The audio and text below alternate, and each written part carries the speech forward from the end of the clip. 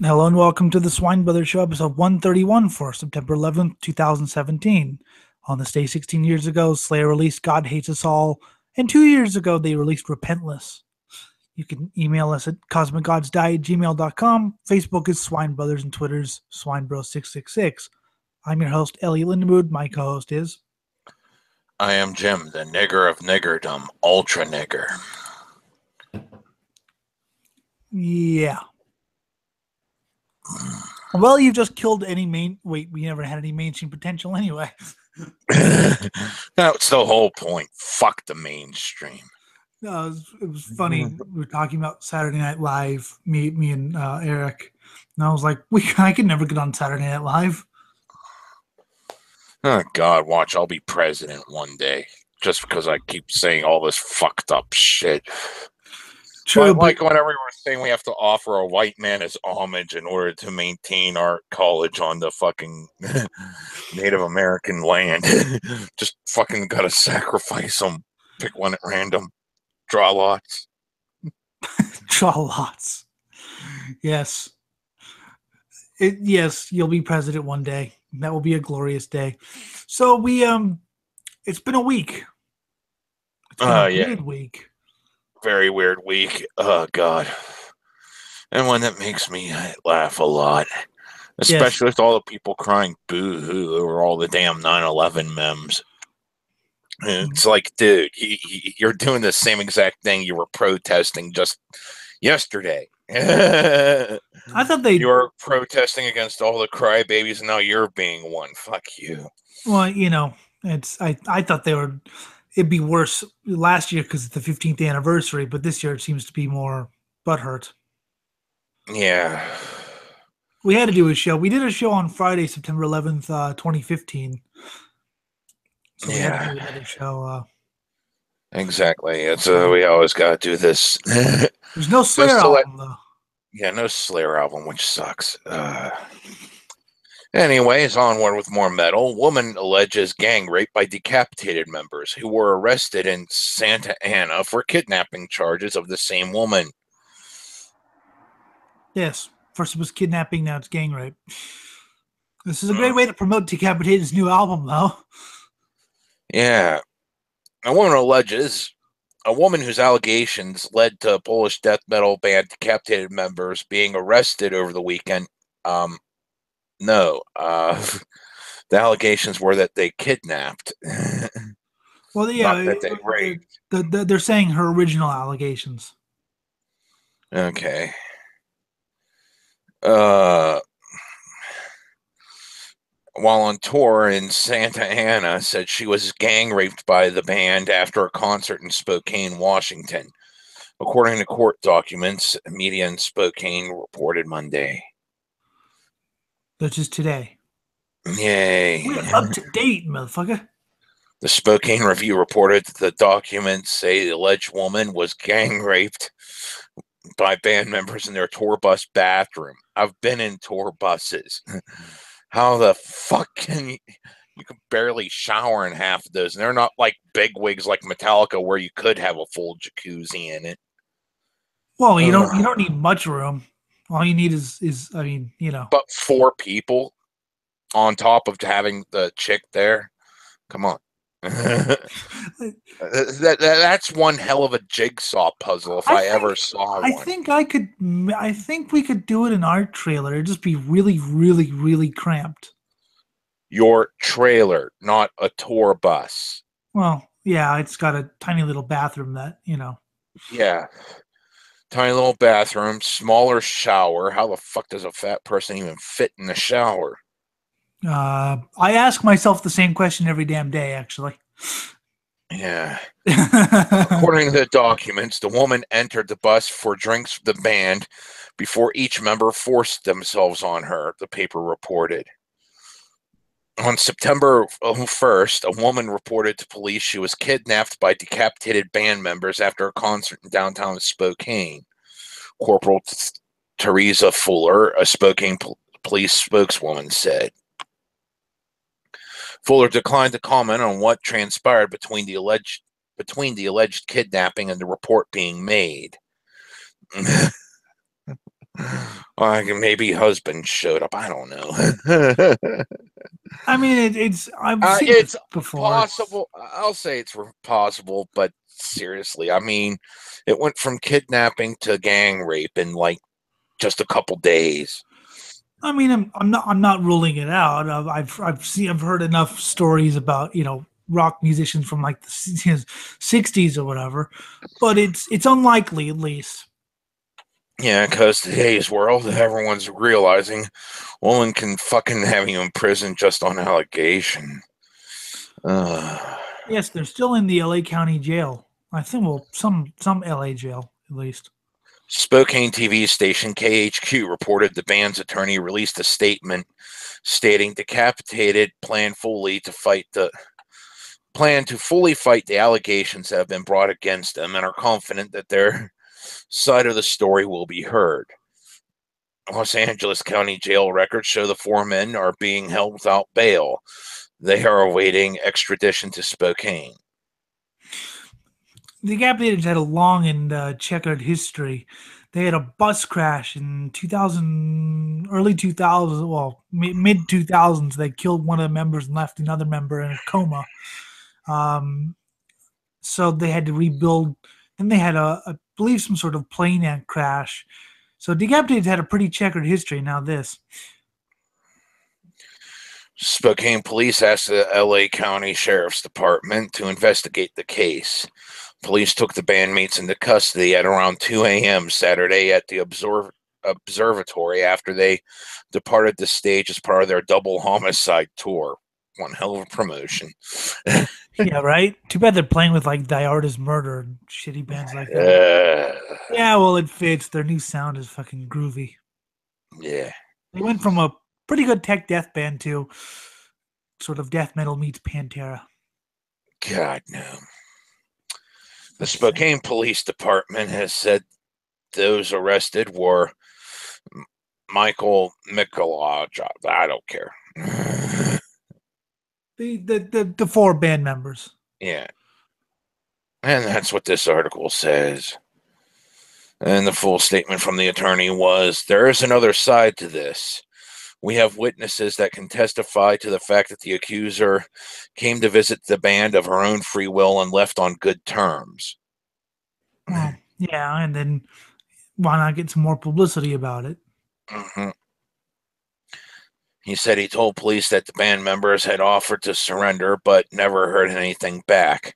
I made it clear that I could get those guys up here ASAP and they would cooperate, he said. It'll blow over in a couple of days and nobody will actually remember any of this. Yeah, no one will remember anything. All right. It's going to kill their tour, though. So, from metal to punk, no fascist USA. How hardcore punk fuels the antifa movement. I'd like to thank the author himself, whose name is Jamie Thompson. I'd like to thank Jamie himself for alerting me to this article by sharing it on his personal feed. And then we debated for about an hour and a half. All I could say is he's a thoroughly annoying and fucking self-righteous human being. Yay! As this story will show, I've this is one of the few I've actually proofread. No Trump, no KK, no fascist USA. God. And you adopt fascist tactics in order to say no to fascism. God, two sides of the same coin. Ugh. When Green Day chanted the repurposed lyrics from Texan punk Trailblazers MDC's 1981 song Born to Die during the 2016 American Music Awards, something I've never watched. No, I've never watched that either. And it's fucking stupid. Anarch actually did a video about it because, oh my God. Yeah. It's like, who the fuck watch it? These shows are in decline because people go online to find their music. Well, they're in decline, and also because YouTube has their own fucking award show. Oh, God, that's gotta suck.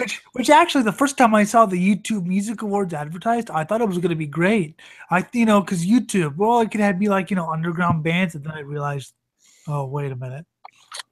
We're talking corporate USA. It's lamestream all the way.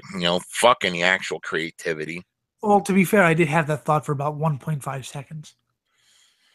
It gave the burgeoning anti-Trump, anti-fascist movement the slogan it needed.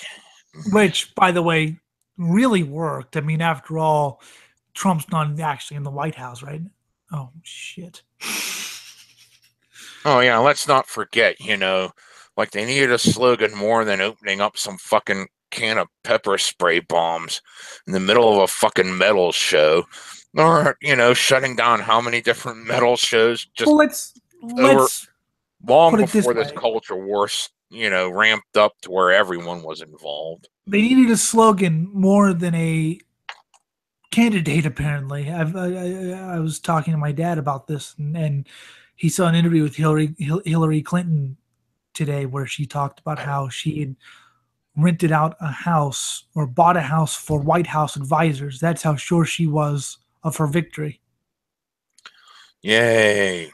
I mean, it's kind of like how arrogant can you be? Few people reach that level of arrogance. Edit it. And it only comes with money. Or, in Jamie's case, just being a cunt. And it would soon appear on placards, t-shirts, and be chanted by protesters in their thousands in months to come. You mean rioters and looters? I mean, come on. Oh, fuck. Well, yeah, but rioters and looters drown out any actual protesters out there to the point where it's like, it's most of the actual protesters have stopped showing up just so the rioters and looters can just continue making a bad name for themselves. It's just funny that the calling card they needed something Green Day stole from an actually good band. I'm not a big fan of MDC's politics or ranting, but they are a damn good band. But it's just funny that that's Green Day had to steal their lyrics and change it. It was a tiny piece of punk history writ large on American cultural life. Green Day's not punk. Green Day hasn't been punk for at least since the 90s, and even then they were pop punk. They weren't even real punk. So yeah, that's punk history. Yeah, that's fucking pop as fuck. God. But it only gave the merest hint of U.S. hardcore punks. They weren't even their heyday. No. They are the furthest thing from G.G. Allen, the Meatmen, any of those really good hardcore bands. No.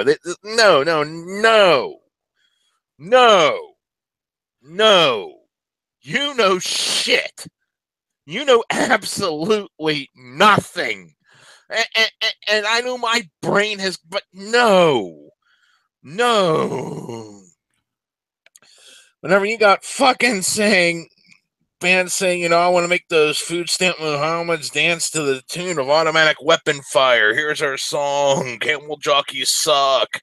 It does depend on what scene you're talking about, because there were more political scenes, let's say in San Francisco. San Francisco is much more liberal and about politics than, say, a place like Boston, which was more about straight edge, unity, and scene life, and New York too. So it really did depend on what scenes you I want drugs. Give me drugs. All your drugs. You're dead. And I mean, even bands who didn't care about the political scene liked a lot of the political bands, for musical reasons. I'm infected with AIDS and I fuck everything. And Hell, I kill everything I fuck. Jello Biafra was a big fan of G.G. Allen, actually. He liked his, transgressive stage presence and things like that. Mm-hmm. I mean, you never think Jello Biafra would be a fan of G.G. Allen. You'd think he'd be more politically correct than that. But he also signed TSOL, so there you go. Well, let's put this in the right context. But it only gave the merest hint of U.S. shining, gleaming pop rock as all fuck wannabe punk idiots influence on current political landscape. Oh, God. I'm pretty sure most of these people don't actually know hardcore punk, even the political. I mean, they may know, say, Dead Kennedys or something, but still. God. As political commentators struggle to nail down the exact nature of Antifa's masked legions, looting is fun. Setting things on fire is fun. Well, it's the same with any sort of extremists, Yeah, I know.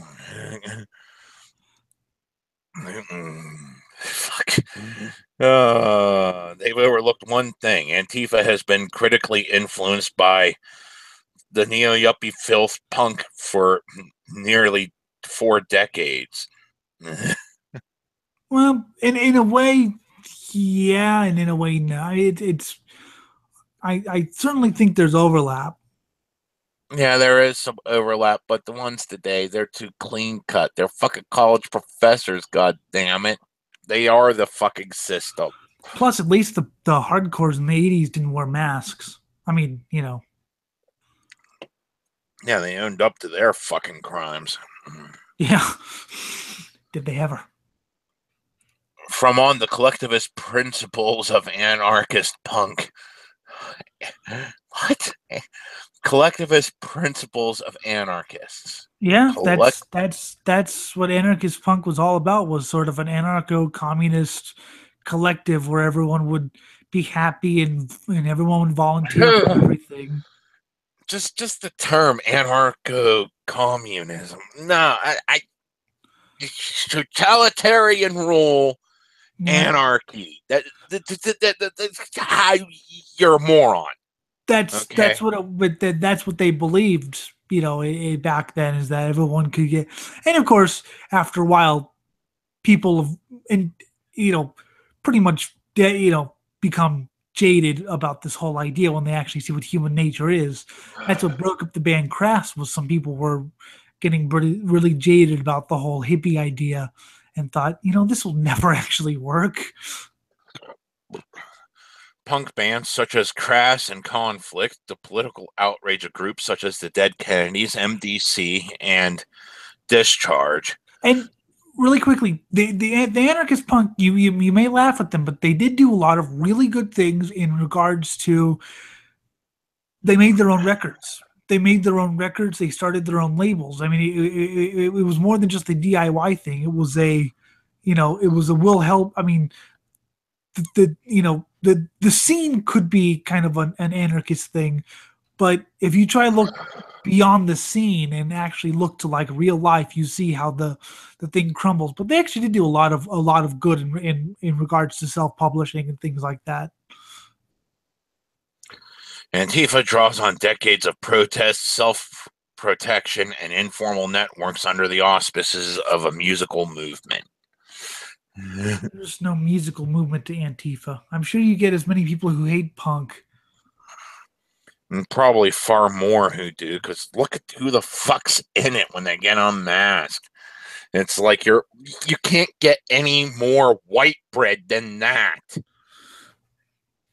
Yeah, I mean, the most you're going to get is, I was a punk about 30 years ago.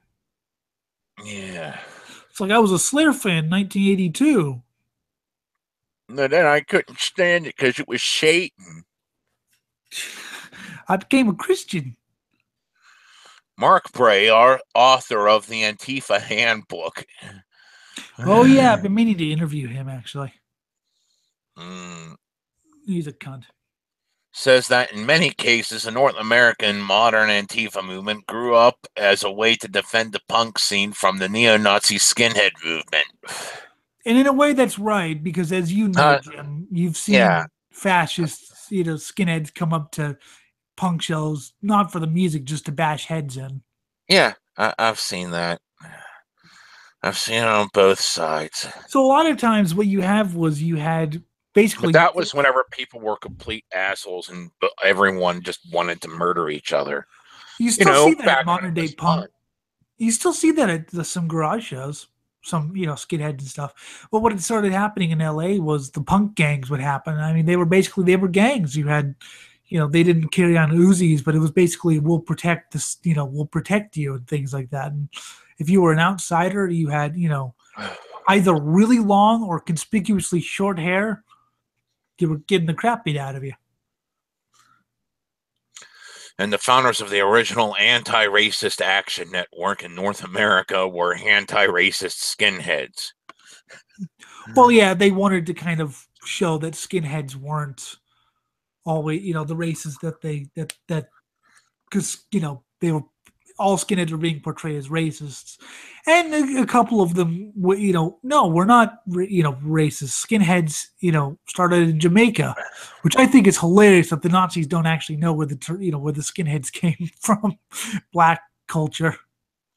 Actually, it has its roots in another culture where it was just people supporting workers. And this is what started the Sharpie thing, which was the Nazis decided to say, well, we're for the workers too. And they decided to shave their heads, wear the suspenders and shit. And the Sharpies got pissed off and fought back. Well, before it was a reggae movement. It was a ska movement as well. The skinhead ska movement. From the 50s and 60s? Yeah. They kind of coexist. I mean, I don't remember any ska back in the 50s. Well, I'm talking England, and I don't know about North America. I'm talking where the skinheads grew up was first were founded was in England and kind of the Caribbean. They overlapped. I'm not sure who took the look from whom, but yes, it was first it was kind of a ska thing, and then it became a workers thing, and then it became the Nazis. And by the way, a lot of Nazis did like the kind of white boy ska, like the specials and things like that. Although some thought it was multiracial.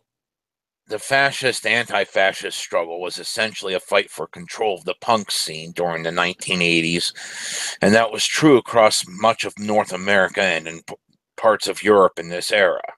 And that I won't disagree with because I've heard the stories. Yeah, that I'm not disagreeing with. I mean, there was definitely a sort of, there was definitely a, and neither side was innocent here. I mean, I was reading about in England, Screwdriver's road crew would come up to like non-political shows and beat people's heads in, and then or left-wing people would go up to Screwdriver. That's the one good thing Crass said was like basically, wow, you guys are just fighting amongst yourselves. This is ridiculous.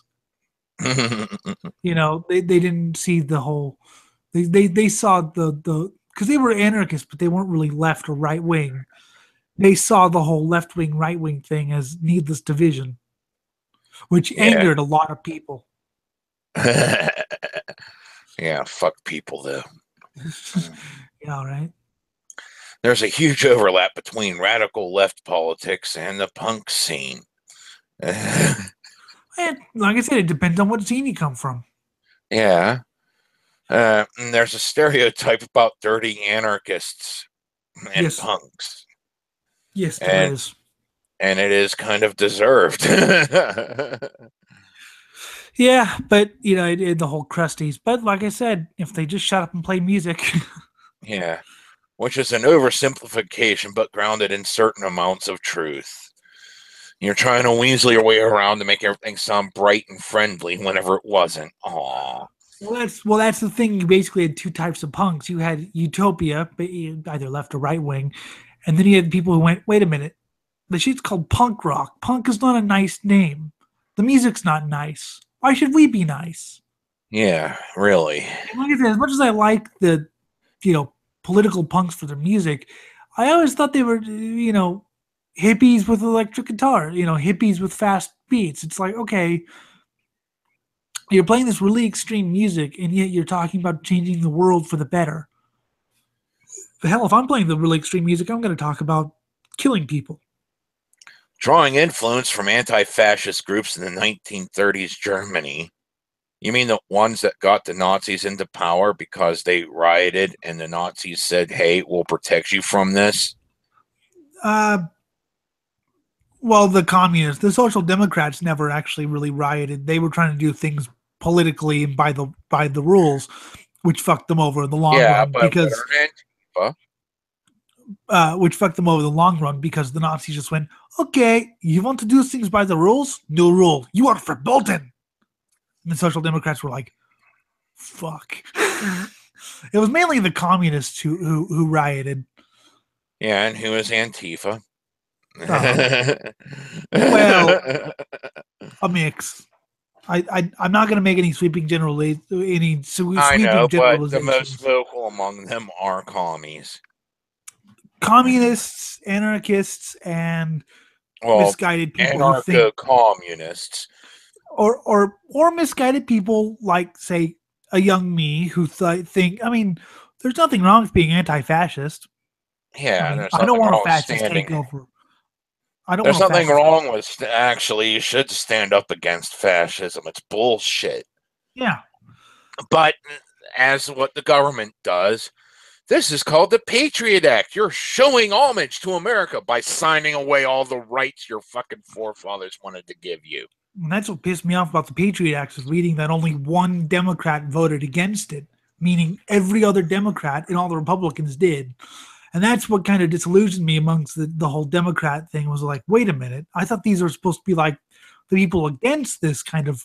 So, there's nothing wrong with fighting fascism. And I like. Yeah, but you got to think here for a moment. Yes, standing up against fascism is a good thing, but people will often take labels to make something bad sound like it's good, like the Patriot Act.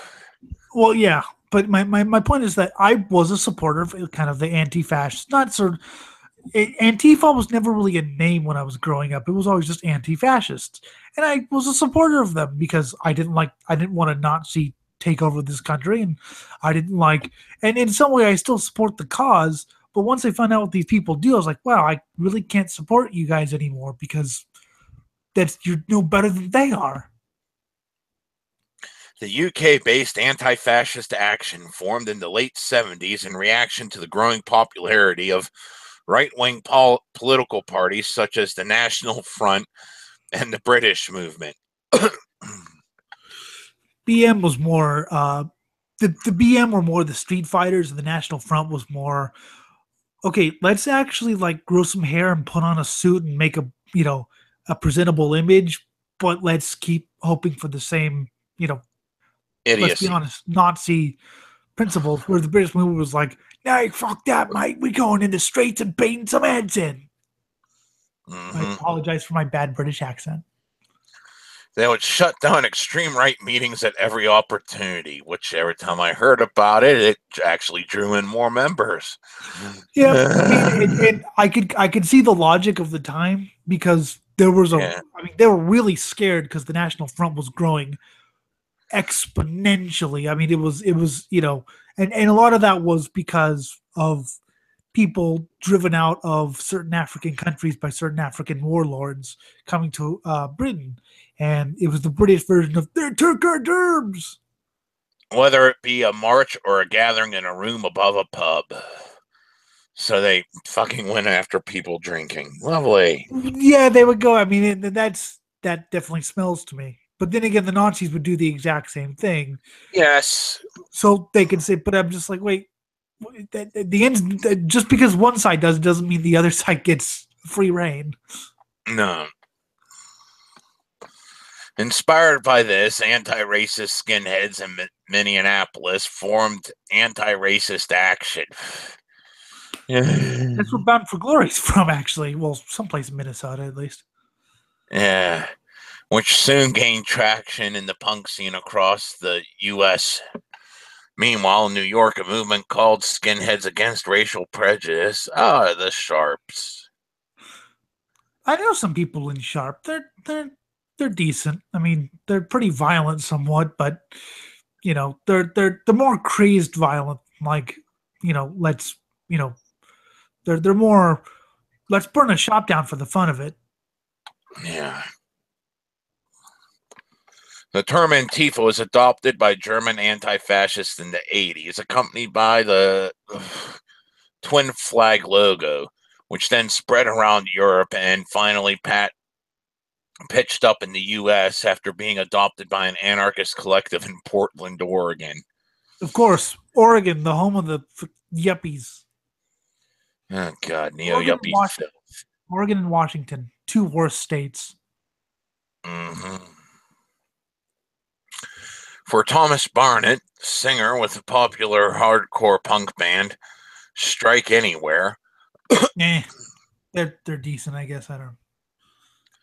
His punk ethics and the direct action philosophy of Antifa go hand in hand, and with Trump's presidency emboldening the extreme right, let's blame Trump for, oh God. Well, see, I have two minds This is about this. I'm not sure Trump is meaning to do it, but he does have a point.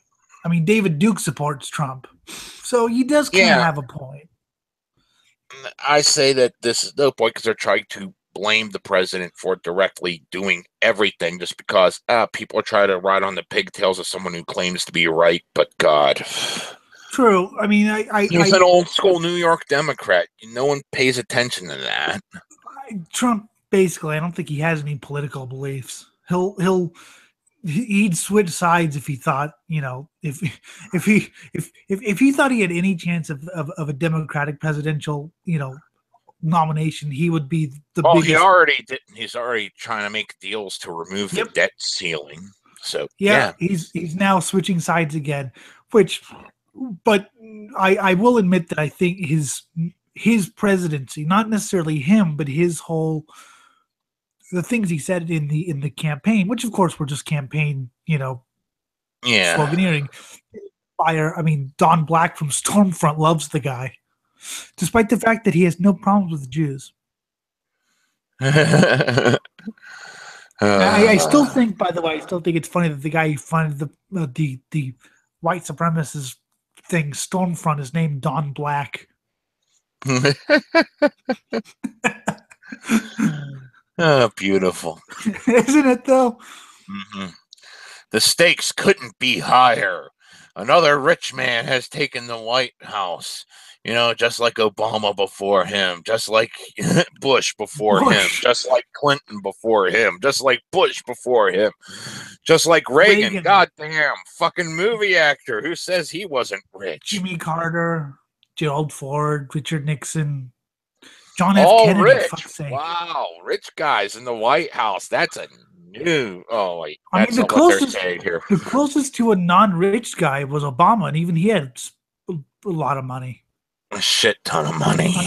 But he wasn't quite as. He wasn't. He was nowhere near the Bush Clinton range of fucking. Dear God, that's money. Hell, even fucking Reagan was nowhere near that kind of money. With Trump, it's really hard to actually tell. I mean, yeah, he has a lot of fancy. He has a lot of fancy gear and stuff, but it's really hard to tell. I don't know. I read something about his private plane that he has like gold this and like his name everywhere and like it was basically the most showy plane. I was like, this, old money would never buy anything like that. Someone who had only gained their money in the past 40 years would buy something as gaudy as that. Yeah. I mean, this isn't just a raft of right-wing ideas. This is actual hate and violence perpetrated by both sides. Oh, wait, no. And the destruction of entire sections of humanity. Is he one of the people who I think I showed you that where this one weird ass girl was saying how Hurricane Irma or whatever it is a plot to destroy Miami, which has a lot of Asian and Latino populations because Trump wants them out of the way? I want the technology to create my own hurricane. just flip a button and boom, it just goes off from the ocean to wherever the hell I guide it. It's a category 35. I would not care about the torrential rains in my part of the woods. I just want to take out Harrisburg. Why do you hate Harrisburg? While they're all in session. Yes. Yes. Oh, is that the capital? That's the capital of my state. Ah. Well, could you send it to Sacramento? Sure, we'll just have it skip over fucking Mexico, South America, the Central America. There we go. We'll have it skip over the Panama Canal and then have it pick up steam there in the fucking Pacific and then go. It's funny. We actually took a trip because we were going to Sacramento in May for a race, and we stopped off at the Capitol. I'm like, can you believe the Capitol is in this like tiny little small town in Northern California? It's amazing. Of course, I don't believe in the false equivalence between Antifa and the alt-right. That is actually a false equivalence because the alt-right are pussies. And they're nowhere near the actual fucking neo-Nazis and fascists that you... The alt-right makes a lot of noise. ...are actually kind of like equivalent to. The alt-right makes a lot of noise and a lot of ranting. And occasionally we'll do something violent. But yes, they're better at ranting on message boards about how the evil Jewish banker is keeping a good man down. Meanwhile, they're in a fucking trailer getting trashed on Jack Daniels and fucking their sister. Yeah. That's pretty much a typical alt-righter. So yes, that is a false equivalence. Or a 14-year-old. The actual equivalent is between Antifa and neo-Nazis. They're two sides of the same fucking coin. That's the equivalence. I would say because there are some respectable neo-Nazi things that actually get in unsuspecting members who don't actually know how bad it is. Because a lot of people who are into Antifa aren't violent, but they don't understand what they're actually supporting here. Exactly. I mean, I've seen it myself where people are like, oh, well, we'll just take over the fucking country and make it all white with voting and all this shit. Wait a minute. Why the fuck are those guys fucking beating up that? Oh my God, they just lynched someone. Yeah, I didn't know they were doing that. Just like, the fucking people that were saying, yeah, I'm all for being against fascists. Go Antifa. Wait a minute. Why are you burning that black man's store down to the ground? Aren't you supposed to be against this? What? You're a fascist. Well, and now, of course, being a fascist is a label for anyone who disagrees with you. Yeah. I think anti-fascists, preemptive street violence. Oh, preemptive war. There we go. Preemptive. Okay, now you're going to justify it. Come on, let's hear it. I'm excited. Nazis is righteous and important, just like Bush's preemptive war against fucking Iraq was just righteous and important. I remember Jello Biafra talking seriously when Bush said we're going to have a preemptive war. Jello Biafra's like, in all seriousness, he wasn't exaggerating. Isn't that what the Nazis said about invading Poland? Yeah. We're going to have a preemptive war.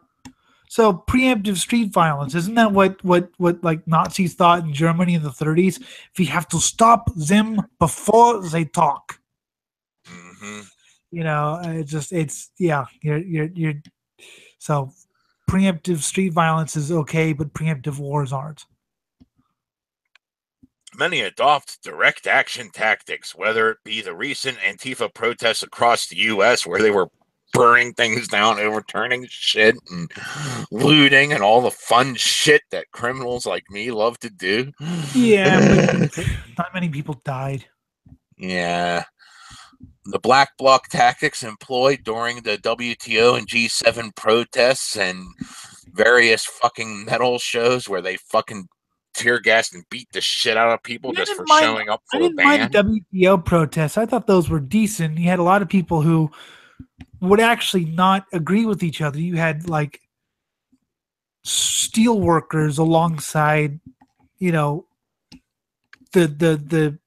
those more anarchist type things. And that was kind of cool because it was, oh look, the bankers are screwing us out of, all our, money, and we can't put food on the table now.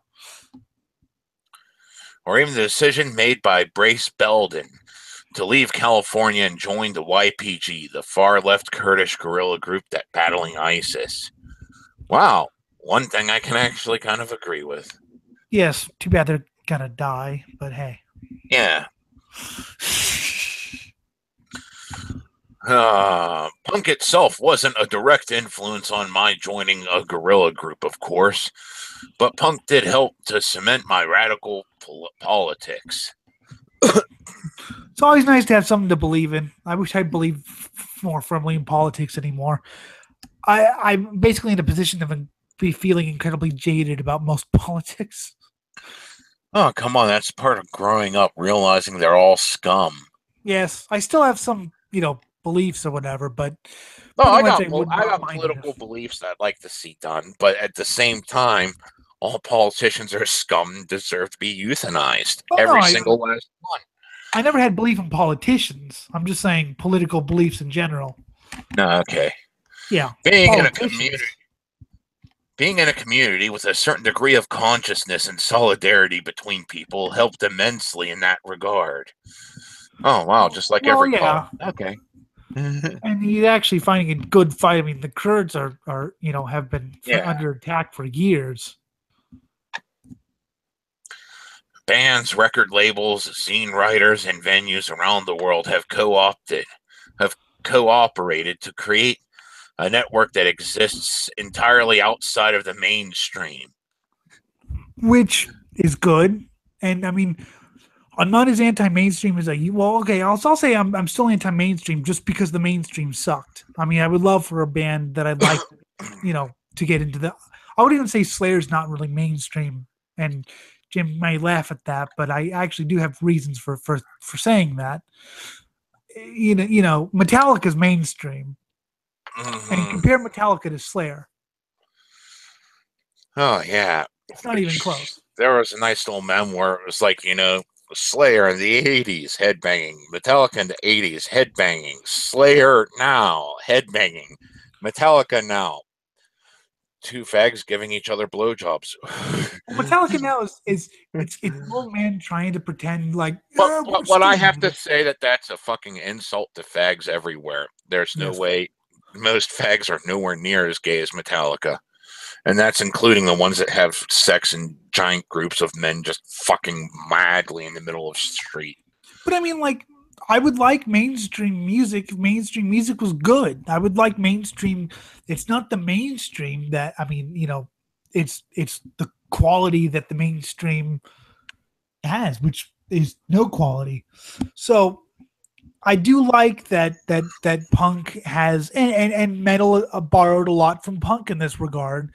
The more extreme versions. I mean, you'll you know I'm glad that they have that anti-mainstream thing. I mean, what's the most mainstream death metal band? Cannibal Corpse, because they appear in Ace Ventura ones, Mm-hmm.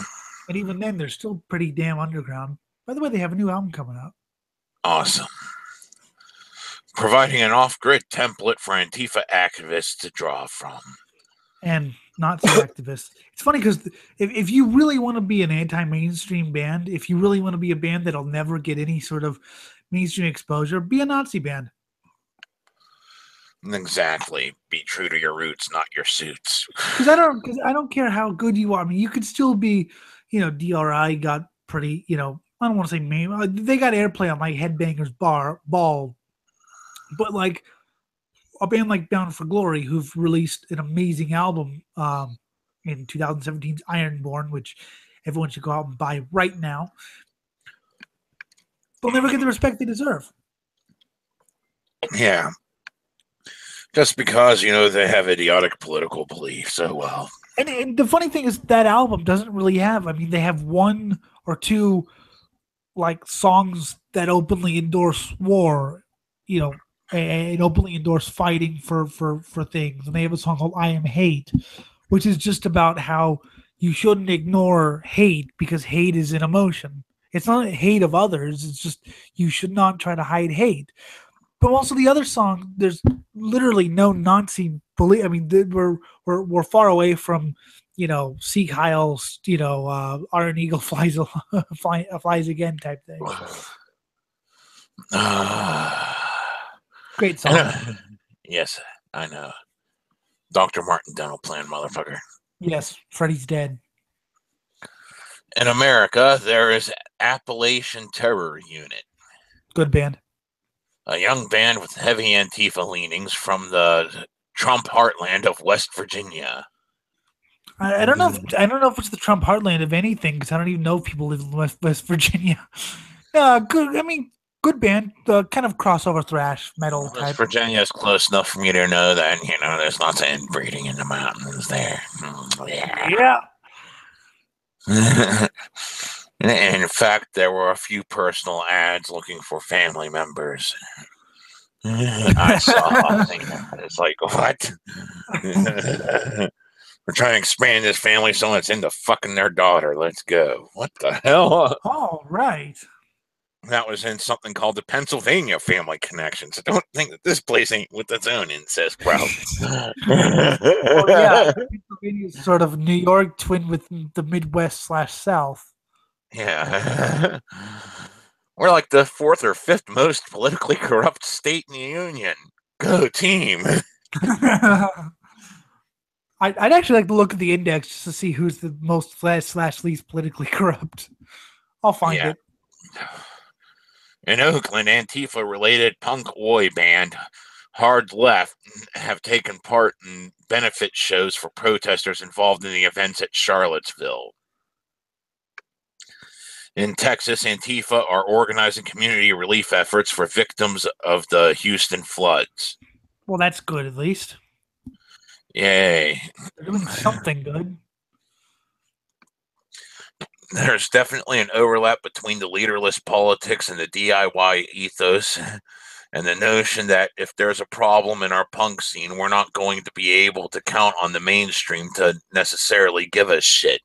That's why I kind of I don't want to say I feel weird about dissing all of Antifa, but I always have to have some qualifiers because it is a leaderless group. So, you know, a lot of people are kind of duped into it. Like I said, like I was until they realized, like, wait, why are you canceling an Asheron show? They don't have any Nazi lyrics. Well, they call themselves satanic fascists. Really? Yeah. Strike Anywhere singer Barnett says it's also about community self-defense. The punk experience is like the flow of water. You can put up dams. You can run it underground. It will still get through. It also is great if you need a community. Mm-hmm. It also carries on the folk tradition that was speaking truth to power before there was even electric power. I mean, I've never really wanted a community save a community of people I choose myself. And, yeah, but that's called friends. Yeah. If there was ever a person unafraid to speak truth to power, it would be Jello Biafra, former singer of the Dead Kennedys and the man responsible for their 1981 call to arms, Nazi punks fuck off. That song wasn't actually, it wasn't about punk bands, so to speak. It was a song about a band, basically thugs going into gigs just to beat the shit out of people and stop the gigs. And he got a lot of shit for that because everyone thought it was anti-skinhead. He was like, well, it's not anti-skinhead. It's basically gang violence at punk shows. Yeah. So it might come as a surprise he is withering in his criticism of Antifa's actions in recent months. I'm not down with confronting the extreme right's provocations of violence with actual violence. I mean, self-defense is one thing, but going to a Trumpist rally with the express purpose of beating up fascists, what does that accomplish? Who's the fascist now? It plays right into their hands, he says. I've changed a lot in the 10 years or so that I've really gotten into politics. I've never lost a lot of respect for Jello Biafra, honestly, because he always seems there, right there.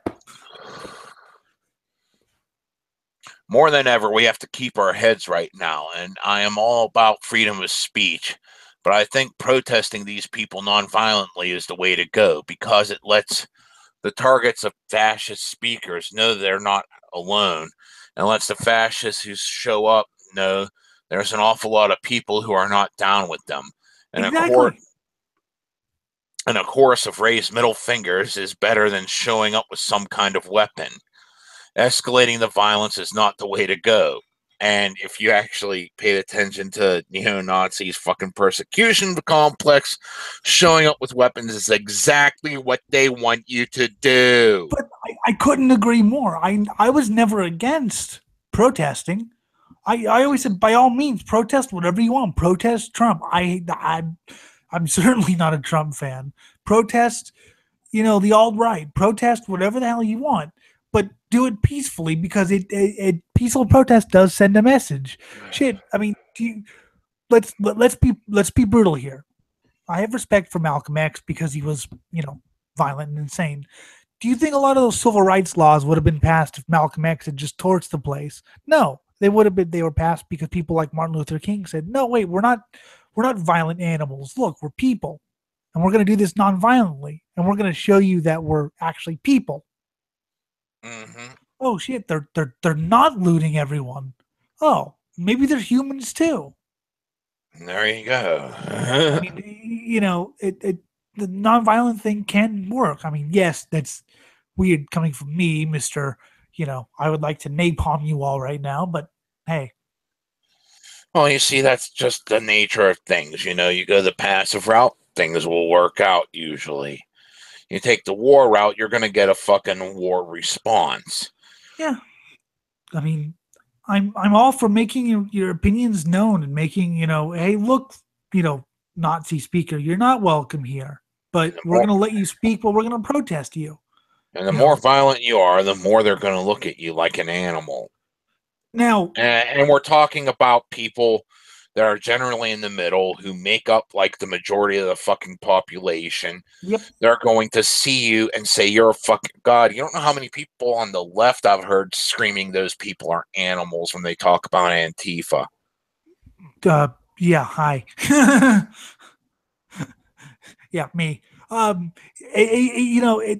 more than you. I'm just saying. I'm also all for self-defense. If a gang of Nazis gang up on you, by all means, show them that you mean business. Send them home with a permanent nosebleed. So send them home with, about 5 less teeth, meaning 0 teeth. Yeah, pretty much. Some of those fuckers, God. They're not exactly the best looking people. And then there's the skin girls, which I actually knew a skin girl once. With his current band, the Guantanamo School of Medicine, he has updated his 1981 song and called it Nazi Trump's Fuck Off, but it comes with a caveat. Trump is the target, not his supporters. Well, and yeah, fine. I mean, target Trump all you want. I target Trump. He's a moron. He's a politician. Here go, fair game. I hate his voice. I can't stand his voice. I can't stand it either. It is, and he just. It's funny because people are making fun of him. What did he say about Hurricane Harvey? Like, it's bad. It's like real bad. And someone's like, maybe you learn English before you actually assume the presidency.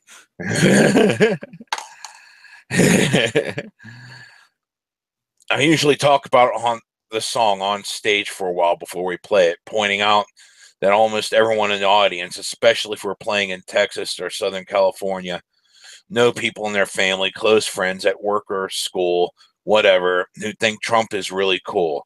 And I point out that the last thing we should do is dismiss these people as rednecks or stupid. I'm not going to be your friend anymore. Fuck you. He's always said, because I always have his spoken word albums, if you hear someone in your family spouting off Rush Limbaugh bullshit or immigrant bashing or whatever, don't dismiss them as stupid or unreachable. Talk to them. And a lot of times what you'll find is they're actually having the same problems as, you or I. But it's just that they got talked into blaming, someone said, "Oh, we have a magical solution to your problems. It's the immigrants. It's the blacks. It's the liberals. It's the." So Just like the magical solution to your problem is get rid of all the Nazis and all the yeah, whites. exactly. And fuck, two sides of the same fucking coin. There is no magical solution. It's I all about the fucking trade-offs. I always liked Biafra because he always seemed. I mean, I don't always agree with what he says, but he at least seems, somewhat sane. It is. That's not going to persuade anybody of anything, and it helps Trump divide the country. My point is that my point is that you don't do that. You sit down and talk to somebody, not blog in an echo chamber. It might be stomach churning, but you might plant a seed. And if somebody wakes up 3 weeks, 3 months, 3 years later and thinks, wow, that person that called me on my bigotry was right, all this racist anti-immigrant fascism isn't getting us anywhere, I don't want any part of it anymore. Well, yeah. That's. We would love to have people. I would love to have the author of this thing on the show. I would love to have a Nazi on the show. I would love to have a Trump supporter or Shane Mathis or liberal feminist extremist. The problem is a lot of them are too chicken to come on. Well, and again, we're fucking the sewers, and they want to fucking promote themselves half the time. True. I mean, I would love to have a fucking Alex Jones type come on the show. Yes, they would make me cringe and laugh like the communists, but I would love to have people. I mean, how hard did we try to get that Jesse, the anti-elitist guy, on the show that one time? Oh god, that was weeks. And he wouldn't come on, so it became an echo chamber. I don't want an echo chamber. I don't like it. Oh god, that's why I value the times we actually do disagree. I disagree with that. Oh wait, never mind. Author and punk historian John Savage, a champion of the dead Kennedys during his hit stint as a music journalist in the 70s, isn't so sure. It's very idealistic and very laudable, but it's like arguing with Brexiters over here in the UK. You're not going to get any change out of that. That's because you're not trying. Oh. There's a proportion of people who can discuss things in a rational way, but you're talking about core beliefs and wishes and feelings. And these are irrational. And just as God. Jim, let's go back to your Nazi friends. Why did they become Nazis? Because they had the shit kicked. Well, most of them had the shit kicked out of them by black people who the school board was too afraid to do anything against because they didn't want to be labeled racist. This is back in the early 90s. And did you dismiss them and say, you're not my friend anymore? No, I fucking debated them a lot. I called their ideas bullshit, but I also fucking drank beer, listened to metal with them, and, did other things other than, whatever. So it's like, and, the last straw was me getting involved with my now ex-wife, because that totally destroyed their entire race traitor narrative. It wasn't because, they liked her. They still didn't like her because she was into playing the mind games and I was an idiot. But yes, you were. But the whole thing was I was still Jim. I was still their friend. And, they're beating their head whenever someone becomes a race traitor, they're going to abandon you and treat you like shit and all this other stuff. And the first thing I did whenever I introduced him to her was like, here, want a beer? I got beer for the party. Who's got the pot, Yeah, I mean, so yeah, it's. I mean, it may be stomach churning, and they may be utterly idiotic. There were times where I fucking went through my head saying, "How can you come to this?" And I literally had my brain snap a few times, just saying, "This is just such a disconnect." And this is me as a kid, not knowing anywhere near what the fuck I do now. Yeah, so sorry, John Savage, but I have to disagree. Yeah. And they are even less rational when they are tested against reality. Just like God. Oh God, I've had fucking antifa fucks jump down my throat when I were tested with who wasn't the rich person in the White House? Who was the homeless man in the White House? Oh God. And that's minor compared to fuck. For Savage, Antifa's direct action tactics are as legitimate a tool as Biafra's more measured approach. No, they're You know not. what? The only way I'll agree with Antifa's direct action tactics is if they start setting themselves on fire at intersections. But that would be a pacifist move. You can't have that. Besides, oh Come God, on, I'm not Jim. going to sacrifice myself for the cause in that way. I mean, you gotta love those Buddhist monks. Oh yeah, that They was knew fun what was watching up. that. Right. I've seen plenty of videos of shit of people setting themselves on fire in protest. It was great, especially the few that would like set themselves on fire and then all of a sudden realized, oh shit, this sucks, and start running around on fire. My belief system crumbles when I'm in horrible pain. Oh yes. If you don't protest the way things are, then nothing is going to change. You're reacting to fascism and entropy. No, you're reacting to fascism in measured responses and intellectualism rather than let's go burn down a black guy's store because he may support Trump or something. Yeah, we're not racist. You burned down my store. You looted my store. I'm black. Oh, well, and you're all white. Oh, well, you might have supported Trump.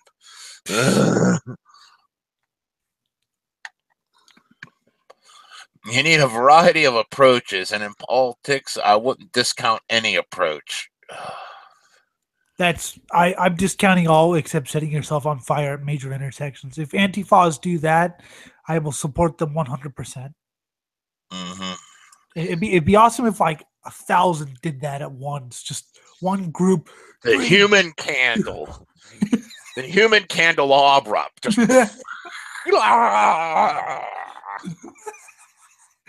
and it'd be better if like random people, like let's say like every sixth or seventh person had dynamite in their pocket.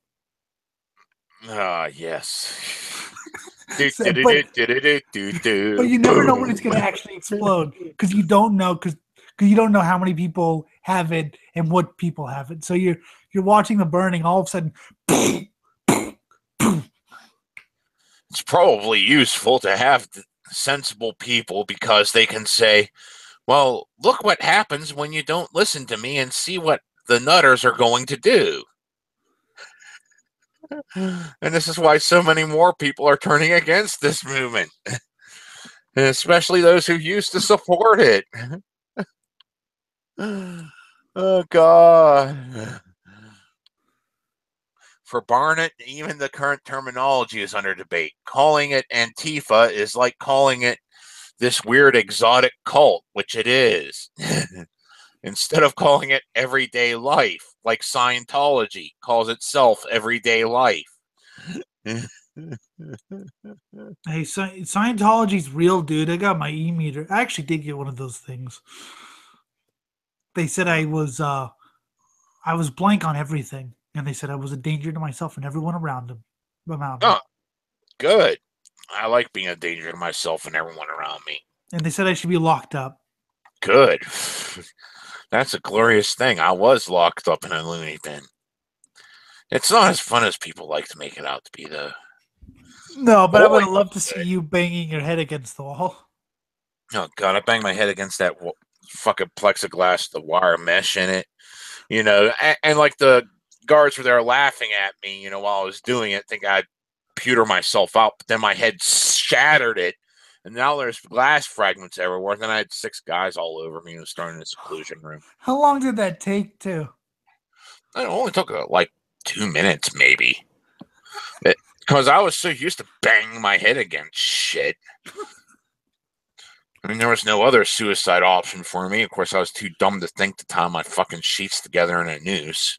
Because I didn't know how to make a noose because I was a fucking kid that was a complete idiot. And that's how you get to llama school. Exactly. Every aspect of media coverage of its insidious turning political opinion against us, making us a violent spectacle that's both something terrible and un-American when it's the fucking Boston Tea Party. Ah. Yes, a 2-cent tax on tea, which even back then, 2 cents was nothing. Yeah, I mean, And they protested it because it was a tax. And the funny thing about the Boston Tea Party is everyone makes it sound like the British had no like knowledge of it. The Brits watched them do it, and actually as they walked past, that was a fun little escapade you went on, but you're still going to have to pay for the tea. yeah, Anyway, I mean, the British Guard watched my whole thing with my interrupt here is the fact that I think that is kind of an equivalence. Just because I understand, like, all sides of that whole entire incident. It's like, yeah, it's so patriotic and we're being drunken bastards doing it. Fuck. But I do love that because But I think the whole thing here is he's trying to call on saying it's a patriotic act. You know, when oh God, it's more disruptive than patriotic. it's not even a good example because, like I said, that they watched him do it and they never fired on him because they're like, well, this is actually kind of entertaining. Let's watch. Yeah. What are they doing? Oh, throwing the tea in the harbor. Well, they're gonna have to pay for it anyway. Who cares? Yeah, exactly. That was quite a charming escapade you made. Things about history they didn't teach you. Yep, because you, I'm sure you took the fucking history lessons in school where they snuck out and the Brits had no idea what they were doing. Yeah, and then you read up years later. Oh, that's not how it happened at all. They did, yeah. They did dress up. They did quote unquote sneak out, but then it's like, this is great entertainment. I'm gonna crack well, first of all, they dressed up in a really, really shitty impersonation of Mohawk Indians. Like no one was fooled. They were trying to look like Mohawks, but no one was actually fooled by it, and they knew exactly who it was. So they were like the engines from fucking Fallout. Yeah, pretty much. Oh God, it was just so stereotypical. It's like, dude, why? I mean, I'm not gonna call it racist or shit. I'm just gonna call it why. This is like a new level of insanity within the wasteland. They get a pass from the racism thing because it's post-apocalyptic, so they could have found some ancient Indian texts and went, that makes sense. So sort of, but I just love the lies that we learn in school. Yeah. If people want to talk about how the heritage of the American culture and our patriotic destiny fits into anti-fascism, it's basic math to me and many, many others. Okay. To anti-fascism, stop. yes. Fine. But antifa, no. Fine. Let's talk about how you know what? Let's talk about how this country was founded. It was founded by greedy landowners who didn't feel like paying any sort of taxes at all. Not taxation without representation. They didn't feel like paying any taxes at all. So they threw a conniption fit, and the Brits finally got out of it. Went away. Now, the founding of the country, all men are created equal except women, Indians, and blacks, and any sort of other people that may live there. It was founded by rich white males who, by the way, thought legitimately that their class was the only one that should be allowed to vote. So yeah, I think if you look at it, Antifa, actually fits in quite nicely. Yeah, we're the only ones allowed to vote because you're too dumb. God. Well, women weren't allowed to vote. Blacks weren't allowed to vote because they were either slaves or second-class citizens No, I anyway. was talking about the Antifa angle, No. not the historic one, because I that's mean, pretty much because all that racism and shit that the fucking founding fathers had, that was because we're smarter than you. And of course, everything was tied to land ownership, which. oh, and contrary to popular belief, well, contrary to the other popular belief, a lot of the founding fathers were Christians. There were some skeptics like Thomas Jefferson, but you'll find a lot of Christian wording in the Constitution. Yeah. Biafra and Strike Anywhere, as Thomas Barnett at least finds some accord on the rebranding of the right, however. You know what they called the alt-right 2 years ago? Neo-fucking-Nazis. Well, yeah, kind of 14-year-old neo-Nazis who'd appear on like 4chan and rant about Jews and post little emoticons. Mm-hmm. I mean, I heard someone say the alt right weren't Nazis, and I disagree. They are, but they're like the most pitiful branch of them. I don't think they're Nazis at all because they don't share any of the rhetoric I'm familiar with. Eh, Well, they're okay, they share the same fucking sense of, whitey this and whitey that, but like, oh God. There's because so much disconnect between the actual politics because they actually don't like socialism, but they do like totalitarianism. And fuck. I'd say they're at least a branch of it. Because like I said, it reminds me so much of the 14-year-old Nazis I found on 4chan. Probably more the confused ones that had no idea what the politics actually were.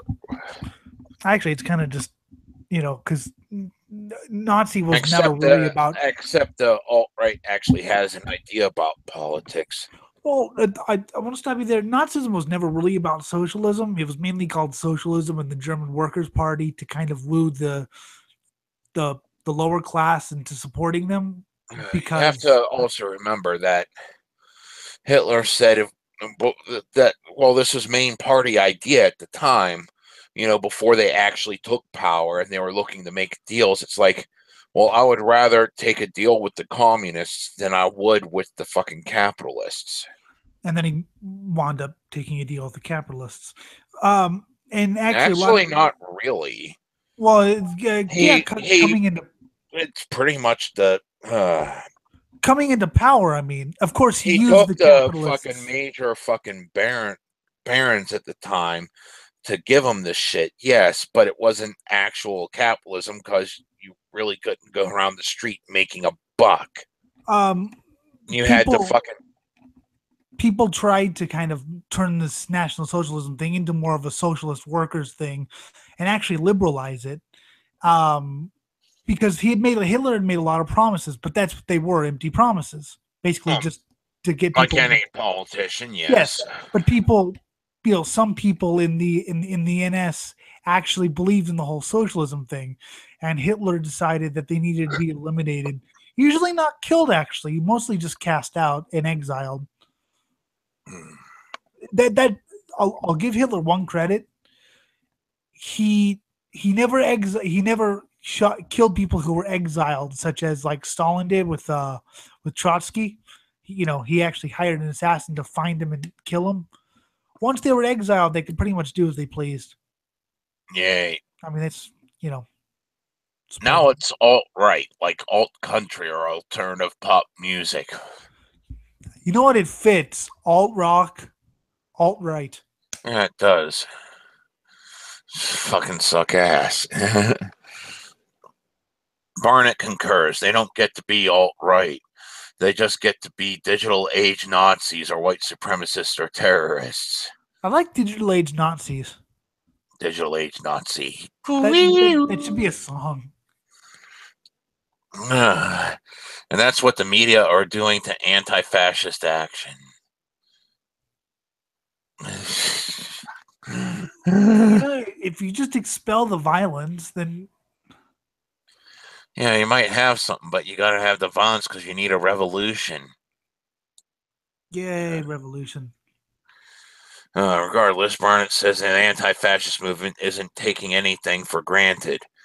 These rallies, whatever the next one is, whatever form it takes, are just Trojan horse events to invite and welcome white terrorist groups and are just platforms for them to go into communities to hurt and intimidate people or make complete fucking laughing stocks of themselves like they did fucking throughout the 90s with, anytime someone didn't show up, it was like the only coverage you saw was people pointing and laughing at them.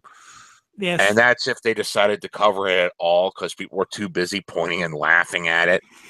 Hey, look. And back when we were pointing and laughing at it, Nazi numbers diminished like nothing. Now that we're taking it ultra serious, they're exploding. Fancy that. Yes, I mean, goose steps and KKK robes are kind of... I wonder who makes the sheets, actually. I just wonder if they have custom sheet manufacturers now. Boo, I'm a ghost. I'm a grand... and it's funny because the KKK has such, like... I'm a grand dragon, I'm a grand wizard. I always wondered if when they were founded, someone is like, why do I have a feeling that in 100 years they'll sound like bad role-playing game cast-offs? I'm a head paladin. And that's what anti-fascist action is always known. I'm a paladin. I would love if an Antifa guy just came running down the streets screaming, I'm a paladin, I'm a paladin. Be a blackguard. They're much cooler. They treat with demons. I like that. Demons. I want to be a demon. We all do. And that's what the punks have always known.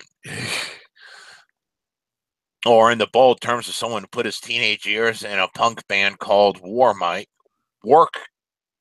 Crime behind him and go fight in an actual war, former YPG militia member Belden says, when I was younger, my friends and I used to beat the shit out of Nazis that would roll out to punk shows in California. And guess what? They'd leave and never come back. Violence works. Well, yeah, but you're talking about the punk scene. You're not talking about real life here. Yeah, you're not talking about the normies who get to see all this shit and say, oh my God. I mean, yes, you might be able to frighten them off at a punk show, but that's a small little thing. Yeah. And keep in mind, most of the members on both sides aren't into this kind of music. Yep. Because they're too cultured and educated and blah, blah, blah. Death to all. Oh. All right. Let's see here. What have we got now? We got a return. I promise this to be short because we have to talk about it.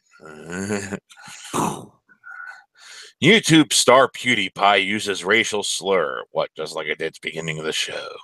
I have some thoughts on this, but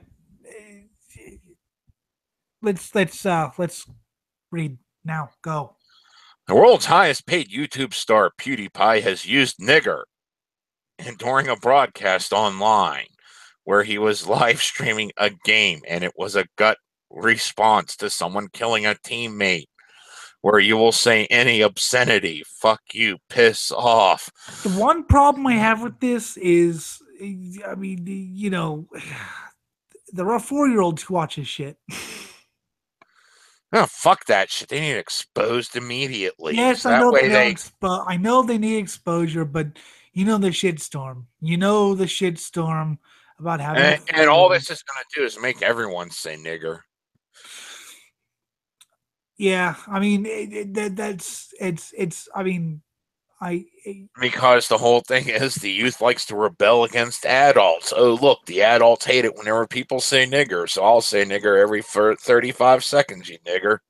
I'm a nigger. You're a nigger. Everyone's a nigger. It is kind of funny how he got to,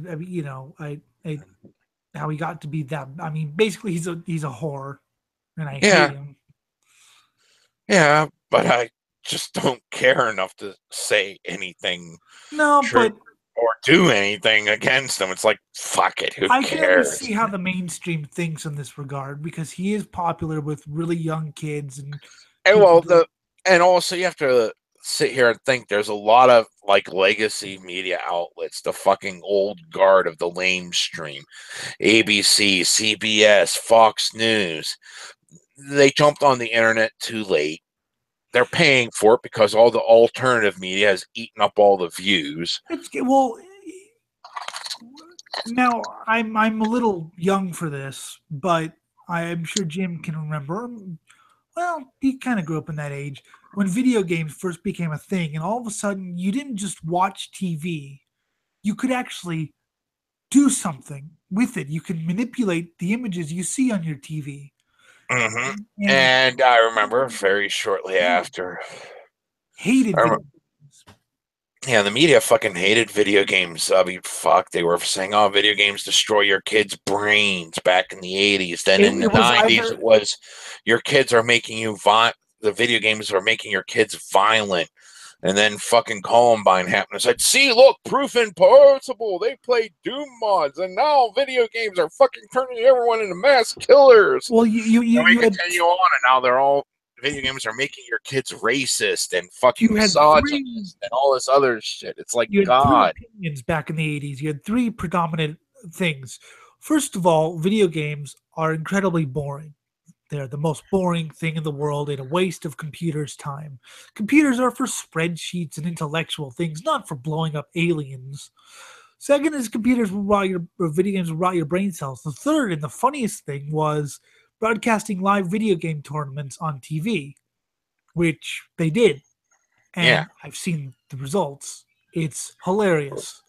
And a Uh, lot of the time it was rigged. Just rigged, so that they could have the fucking drama. rigged, but also it's just not the same as playing an actual game. In the 90s, you had video games will turn. If you ever get the time to watch the British show Killer Net, which, yes, I told Jim about that earlier, which is a British show about a character, I can't remember his name, who finds this stalking and killing game, which is technologically infeasible even today, and becomes magically addicted to it. You know, ruthlessly stalking a girl, and finally, when he kills her, he beats her to death with a hammer. It's quite a good movie show thing, actually. And yes, nowadays it's video games make you racist, and obviously, so my point about video games was it's the internet. It's You know, nowadays. I'm remembering something now where there was like this movie my one buddy showed me because he's huge into fucking Cradle of Filth. And it was like this movie that Danny Filth was in, and like the one scene of it, like it was supposed to be like the devil's temptation and all this shit, where like everyone got what they wanted, but then like they got retributive Yes. justice and shit, the type of, your hubris hurts you kind of thing. And one of the segments was this guy was playing this video game where he controlled a real life person, and like that real life person was out there making a snuff video with another real life person they were just brutally murdering. And he was addicted to the game, and then later on he ended up becoming the victim for someone else to kill. I actually remember that. I don't even remember what the name was called of the movie, but I do remember that. I thought it was hilarious. Yeah, I remember that segment. There were other parts of it, but I remember just Mhm. laughing at that, like, oh god, that's fucking hilarious. Yes, I remember it because I watched it because Danny Filth was in it. Because yes, I'm kind of a Cradle of Filth fan. I like Cradle of Filth, but it's not like one of my mainstays. I was good. I had them up for a while as one of my top four acts, but then they declined after it was like there's nothing new here. I'll still listen to to their new stuff. I Oh, know a I lot of said it people. declined. I didn't say it turned to No, crap. but I'm saying I know a lot of people don't like their new stuff. They prefer their earlier stuff or even their demos. But so anyway, but I actually their new album's pretty damn good. I'll ship you a link to it later. Anyway, my point is really getting back to so now you have the internet. You don't have to watch whatever ABC or CBS wants you, and you don't have to watch it when they want you to. I can watch a show from the 70s or the 80s or the 90s right now. I could watch an original program right now. This show. So they have two options. They can either shame it or they can co-opt it. Assert legal pressure to throw out DMCA's everywhere, so everyone's shit gets taken down, and theirs is the only one seen. Major profit. Yep. Remember, even though I like capitalism, there's a lot of shady shit that corporations do that I disagree with, and that's one of it. I think we should just give everyone guns. Everyone, everywhere. And I mean, guns for the poor is definitely a socialist program I agree with. Anyway, let's continue with this. The 27-year-old Swede, real name Felix whatever, could be heard using the racial slur while he was playing a video game during live streaming. After using the term, he appeared to recognize his error, saying, "I don't mean that in a bad way." Dude just killed your teammate. Of course you meant it in a bad way. Nigger,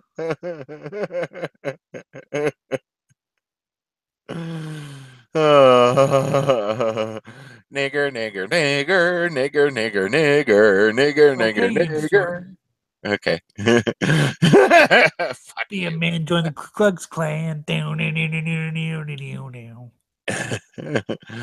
PewDiePie, who has more than 57 million subscribers, previously had to defend himself over anti-Semitism allegations. To which I say that was fucking hilarious. Because, God, you could tell people never talk to legit Nazis. No, Jim, you know what I thought was even more funny? He lost his contract with Disney. I know, and that only benefited him because from the moment he lost his contract to now, he gained 2 million more subscribers. Yes, so that only was a benefit. Always rumored to be anti-Semitic. Yeah, that's why he lost his thing with Disney. And it would be from the time he lost his thing with Disney to now, he gained 2 million subscribers. Oh yeah. I just always thought it was funny. It would be like a guy making anti-Semitic remarks being dropped by Ford. Yeah. Oh God, that's right too. Oh fuck! Forgot that angle. I was so focused on the prize here, I forgot my history. No, I didn't. That's why I brought it up. That's why I thought it was funny that he got dropped by Disney. Yeah. On another occasion, he was suspended from Twitter for so-called Islamic State jokes. Which probably netted him another few 100,000 subscribers. Hey, Jim. What do they call the blood that comes out of Islamic State victims? What? ISIS cream. Tasty ISIS cream. That was a shit joke. Yes, it was.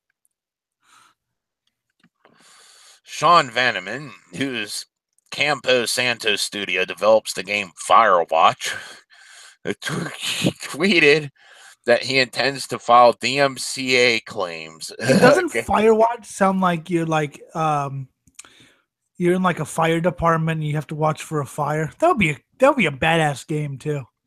In an attempt to remove all videos and streams of PewDiePie playing his company's title. Wow.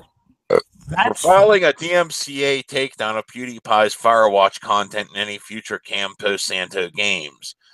Which, if you went to their fucking site, it said, please upload footage of yourself playing this game on any format, doing anything with it. Please, we need okay. First off, it's a bogus DMCA claim, especially since you're saying, please play our game on record it. Okay. So the whole thing is this is just going to backfire horribly. Everyone's been saying it'll backfire horribly if you do it, because guess how much money PewDiePie has? He can have an army of lawyers up your ass and bankrupt your company for a false DMCA claim. Ugh, I can't even say anything about it because I really don't want to defend PewDiePie about anything. I really wish he would get attacked by like rabid jackals on crack.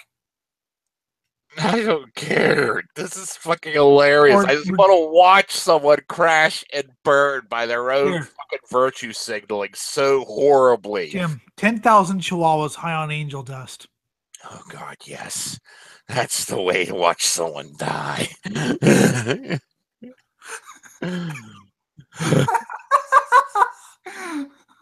I mean, chihuahuas can be You aggressive. know, small little yapping things just that do nothing alone in a giant pack that large. Oh my God. And angel dust, which makes them like insane. Yeah. I mean, after they got done eating him, they'd start eating each other. It would just be like this massive wow. I mean, chihuahuas can actually be kind of brutal anyway, but they're too small to do anything except maybe break skin. Yes, but in a pack, Yeah. fuck off. PewDiePie amassed his following by posting recordings of himself playing video games and providing shitty commentary. But I don't care. How? How can someone get so much following by playing a damn video game? And we put our heart and soul into this, and all he has to do is play a video game. Yeah, I People know. have some fucked up tastes. I'm sorry. We've done Let's Play videos, and Yeah, I've tried to watch them, and they are the most boring thing for me to. I love doing them. I love playing Fallout, but watching them, I get bored to tears. I don't. I actually do watch a few of them, the good episodes, and once I condense them down, it'll be better. But still, But I mean, yes. I like. it requires more editing than what I've put into it. Well, I mean, okay. I like something like I like some of Bishman Rock's video games, especially Storyland 2. But like I said, I tried to watch it and was like, I'm watching someone play video game. I'd rather play a video game. Oh yeah, but I also like watching people play video games. Those who are more skilled or have some interesting commentary. Most of the ones I watch go through like, here's the statistics for this enemy, and this is what they do. This is what they're weak to. This is the strategy. This is the optimal strategy for defeating this guy, or the best one I could figure out. If you can figure out a better one, let me know. Well, that's why I like Bishop is because he has interesting commentary. I mean, and he's my friend, but but he has very interesting commentary, which a lot of them just, oh my god, oh, look at that. In February, some of his videos were found to contain Nazi references or anti-Semitic imagery, which was a giant witch hunt. Because God, Episode 130, I think we made about 20,000 racist jokes. And to which I can't remember if it was Jenny or Tamara, my Indian or Jenny's Indian, Tamara's black. I don't remember which one, but she just watched the episode and then emailed me with one word: classy. good. I love that response, classy. Which resulted in Disney cutting ties with him. I'm sorry, I love that.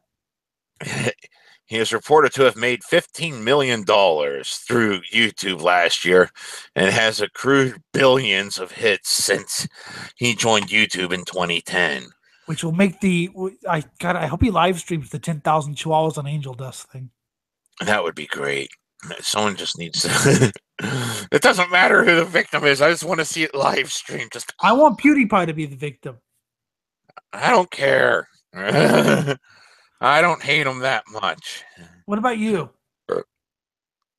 I'd rather not. No, but think about it. If PewDiePie's the victim and we do it, our shit'll blow up. That is true. And we'd be overnight stars. Yeah. Arrested, but we'll just claim that the chihuahuas ate the angel dust. I mean, we didn't know where we got it. And then they find this and say it was premeditated. Okay. delete. Deleted. Oh yeah, since no one watches us, no one's gonna archive it. Beautiful. Beautiful plan. Yeah, right. Well, we have viewers. We my friends. But they're not going to go through the trouble of archiving this. No one besides my friends are just as sociopathic as I am. Good. He had been associated with Disney via Maker Studios, a company with a network of YouTube stars. In February, Disney said that while PewDiePie had a reputation for being provocative and irreverent, some of his videos he made were inappropriate. Dun, Provocative dun, and irreverent. dun. Huh? I'm sorry, after us, no one's provocative and irreverent. No. Fuck that's pussy ass material there. I've seen worse than us, and we're pretty fucking irreverent. I want to see I worse don't than know us. about provocative. I want to see worse than us.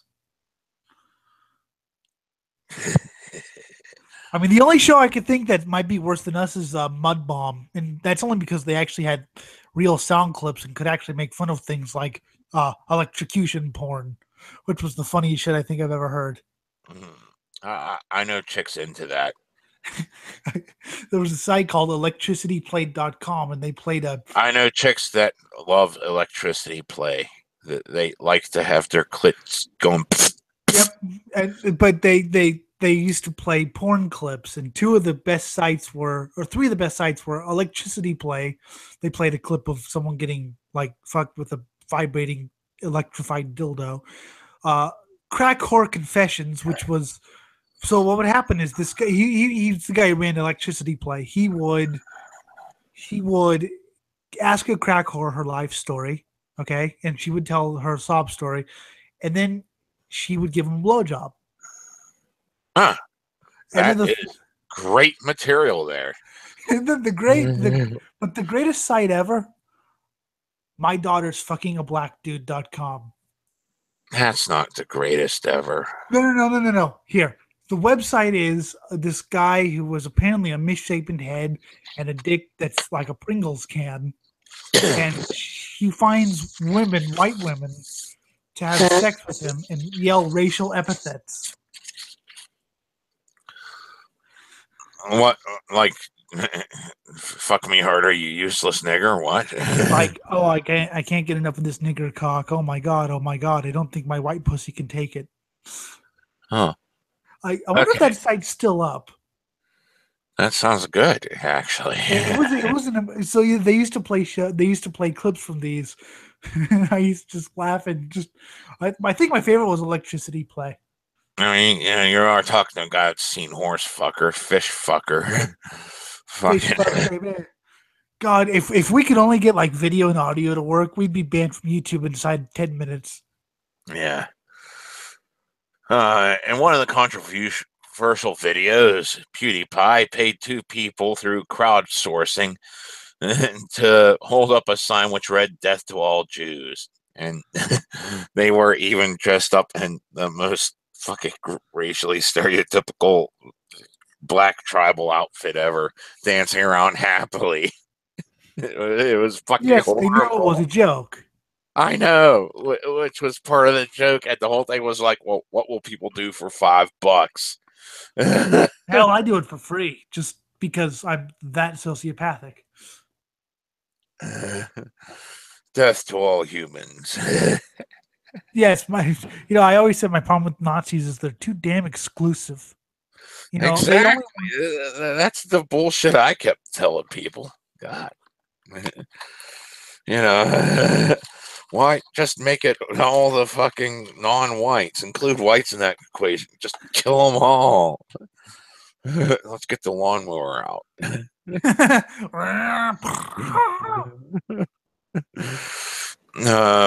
There should be a game where your sole thing is to kill people with lawnmowers. PewDiePie accepted the material was offensive, but said he did not support any kind of hateful attitudes because he's a fucking hippie. He's a hippie. He is a fucking hippie. God. I mean, that's why you want him dead. The hatred metalheads have for hippies. Which is funny because metal grew out of hippiedom. I mean, as much as metalheads hate hippies, you kind of wonder how like Black Sabbath could have, because Black Sabbath came from the hippie background and then were disillusioned by it. Yeah. I mean, Coven came from the hippie background, kind of experimenting in a cult, and Jinx was like, "Oh, okay, you want to experiment with the cult? Here, take some actual Satanism." And they were like, Charles Manson liked it, but he didn't understand anything about it. No, he didn't. My favorite Charles Manson story is actually when he went into prison with like a swastika tattoo, and everyone thought he'd become a Nazi. And regardless, he had become the American Nazis' bitch in prison to basically be protected. Yeah. I'm serious. He became a prison bitch. Paddy wagon rape. I can't get a date. But that's just my favorite story of all. To be protected, he became he got my asshole is bleeding. But at least I'm still alive. For now. He said that the anti-Semitism claims were insane and unfair, which they were. They were completely, well, I wouldn't say insane, though. I'd say that they were idiotic. The response to the claims was insane. Jim, give me the damn 10,000 chihuahuas in the angel dust. I am sorry for the words I used, as I know they offended people. Boo-hoo, fuck you. I've never apologized and meant it. I'm just going to say that right there. Whenever I was a kid, I would always say, I'm sorry for this. I never meant it. Ever. The road led to YouTube canceling the release of PewDiePie's new series, Scare PewDiePie 2. Wait, YouTube canceled the new series? So what? It's not just you just upload it? Well, the new series was like fucking YouTube Red. Oh. Where like people would have paid. So Yeah. then, whatever. I don't think anyone actually signed up for YouTube Red. I know. Fuck. It's fucking idiotic. And now on to something you actually care about, sort of. Yay! Stop calling every female racer the next Danica Patrick. Now, I'm going to just look up some stats here while you start reading. Okay. Sometimes it's nice to think of one of the few professional sports without gender divisions. People can differentiate between two female athletes, as if they're unique individuals with their own unique goals in life. But that's often a pipe dream, even in 2017. Yes, I found this on Jalopnik, and I didn't know what it was about, and then I actually read it, and I agree, and yet the wording's fucked up already. Because I know the way you bitch about her. It's like, okay, I could see the validity in here because we've talked. Because I don't know about racing, and it's like, I could grasp the concepts of what you're talking about, even though I don't follow. It's like, okay, and just right there, they have a weak fucking limp dick start. Let's see.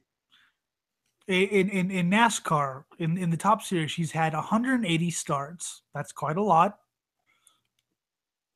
7 top 10s and 1 pole. In IndyCar, come on. In IndyCar, she has, let's see, in 115 races, she had 1 win in a fluke fuel mileage strategy and 7 podiums in 9 years of IndyCar racing. Basically, we're talking years, not one season for both. No. We're talking. She's been racing in NASCAR for 4 seasons and has 7 top 10s. And by the way, in a car that's won championships, the sister cars have won championships. She's 5 spots ahead in points of a driver who missed 7 races due to a really hard crash. Yeah. Anyway, let's continue with this story. Pretty much, just think, gee, the dropout who's failed 7 tests in high school, you got a GPA 1 point above him. Yeah, she's won 2 races in the last 16 years, and one was a celebrity race.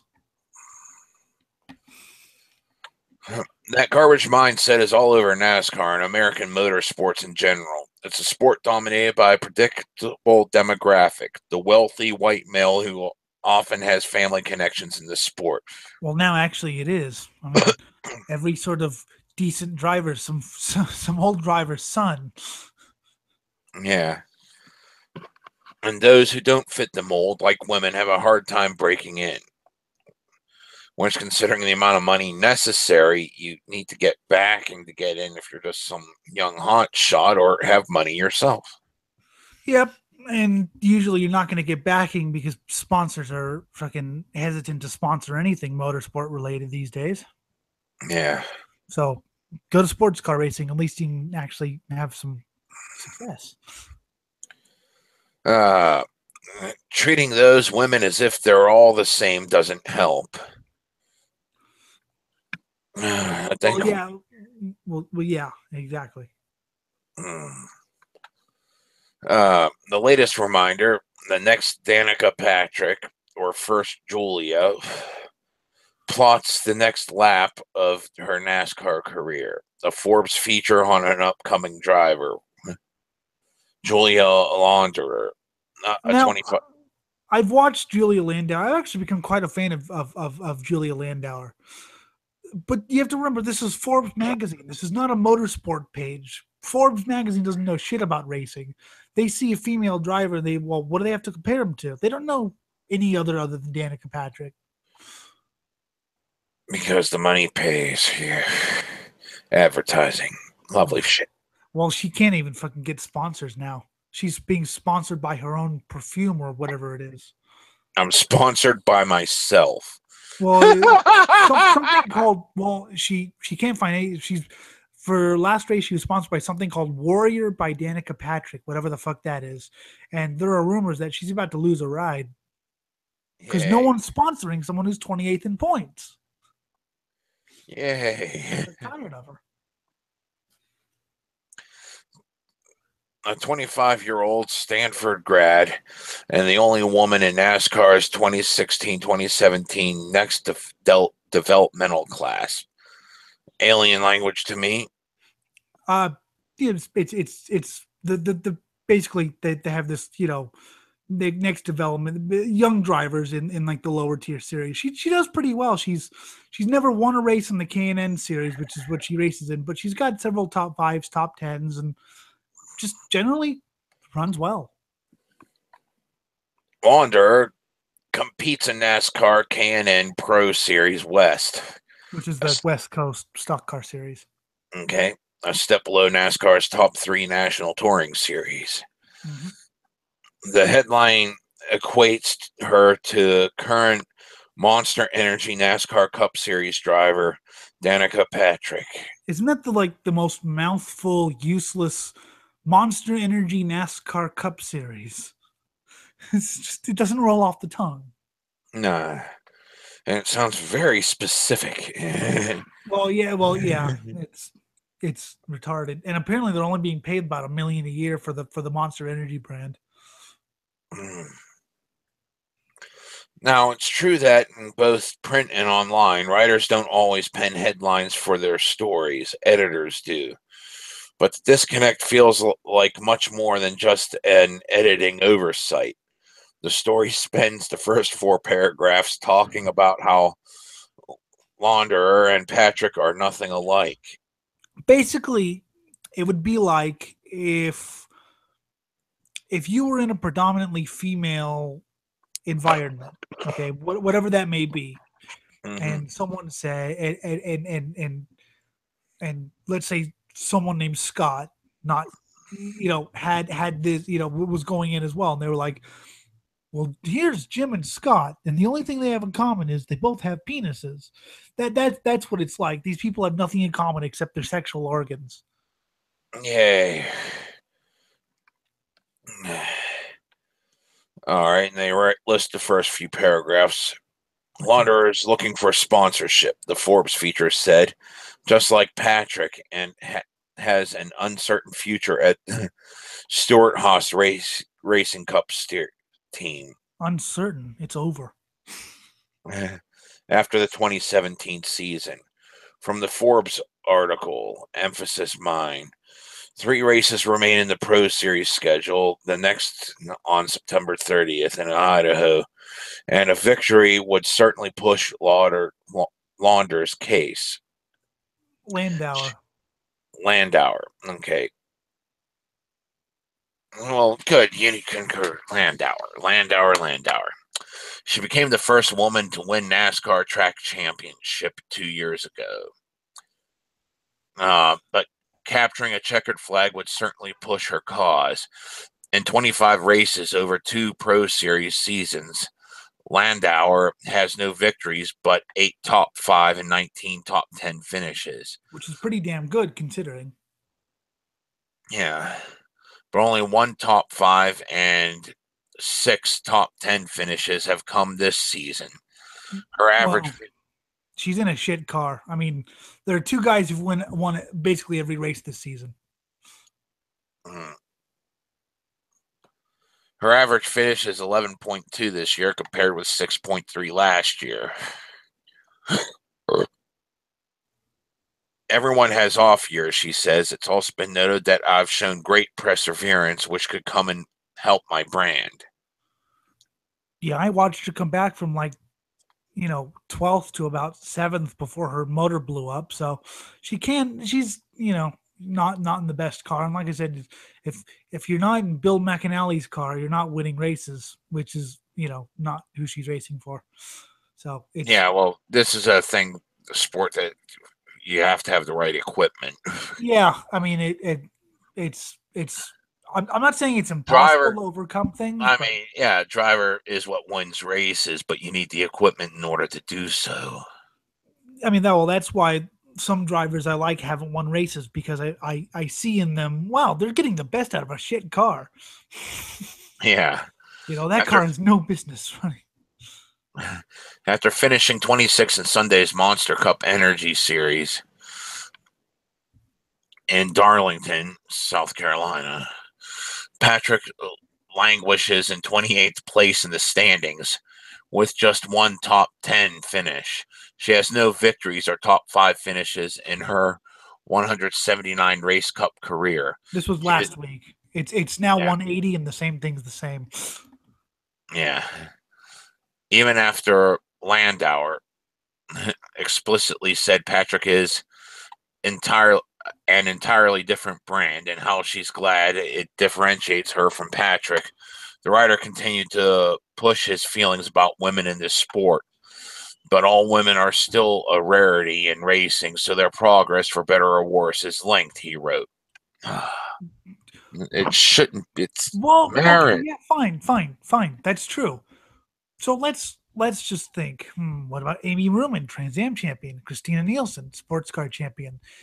Catherine Legg won races. Brittany and Courtney Forrest, drag racing winners. Shea Holbrook, touring car winner. There are successful women drivers, people. It's just that they're not in NASCAR, so nobody knows about them. Yeah. He also continued to compare Patrick and Landauer directly as the article went on, even throwing jabs at Patrick about being marketed as a sex symbol before fortunately changing her image. Oh, that was repellent, the whole GoDaddy. I'm sure you saw those commercials once. Oh, yeah, God. That was... The same author, Dave Caldwell, wrote on Forbes less than a month ago that Patrick has come to be seen as a driver who is still driving because of sex appeal, and that acrobatic handstands and bikinis might not be enough to save her from losing her job. Yeah, I mean, there was a big hype about. There was always a big hype about her in IndyCar, because IndyCar was desperate for any sort of hype. So they would market Danica Patrick. But then when she came to NASCAR, yes, there was a big hype the first 2 or 3 years. But then in 2014 or so, they just stopped talking about her, very much, unless she had an exceptional day, because there's only so much you could say about someone finishing 5 laps down in 28th place every day. The headline was, "Can Danica Patrick, photogenic but mediocre, turn this corner?" And And the entire premise of the story stood on a poolside photo from her personal Instagram. For the record, there are 4 full-time male drivers behind her in 28th place in the Cup Series standings. All of them are still employed and have been in the top levels of the sport for years. Their poolside photos are not keeping them employed.